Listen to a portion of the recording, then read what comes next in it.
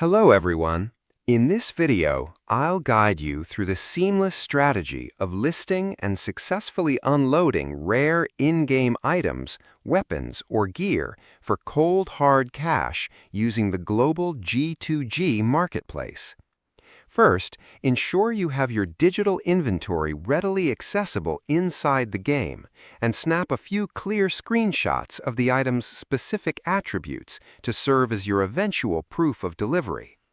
Log straight into your approved seller control panel, strike the Create Offer button at the top of your layout, and carefully filter through the massive directory to find your exact game title and active regional server.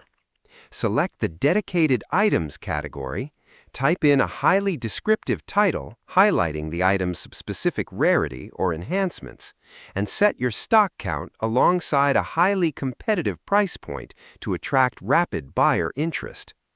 Explicitly detail your manual delivery instructions in the text box below, specifying where to meet your customer in-game or how to coordinate the virtual trade safely through the secure platform chat.